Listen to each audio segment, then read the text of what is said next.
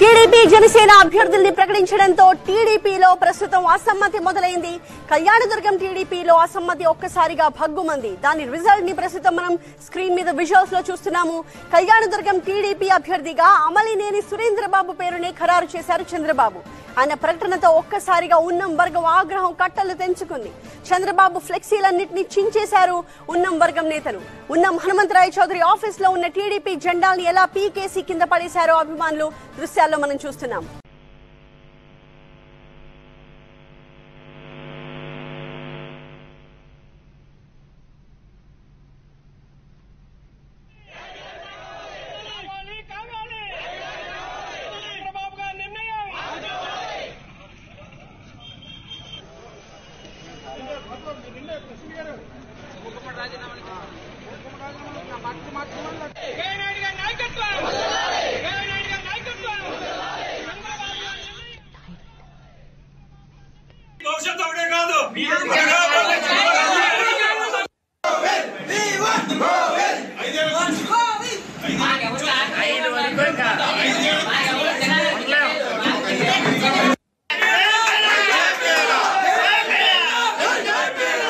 అనకాపల్లిలో టీడీపీ శ్రేణులు రోడ్డెక్కాయి. Anakapalli MLA seat జనసేనకు కేటాయించడంపై భగ్గుమంటున్నారు.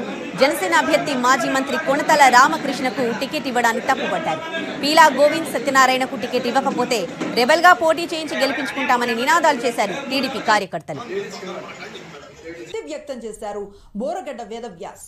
ఉమ్మడి అభ్యర్థిగా తనకే టికెట్ వస్తుందని ఆశ పెట్టుకున్న వేదవ్యాస్ టికెట్ దక్కకపోవడంతో తీవ్ర మనోవేదనకు గురయ్యారు. కృత్యమైన మండలం చిన్నపాండ్రక్క గ్రామంలో కార్యకర్తల సమావేశంలో అస్వస్థతకు గురై ఆయన కుప్పకూలిపోయారు. కార్యకర్తలు ఆయన ఆసుపత్రికి తరలించారు.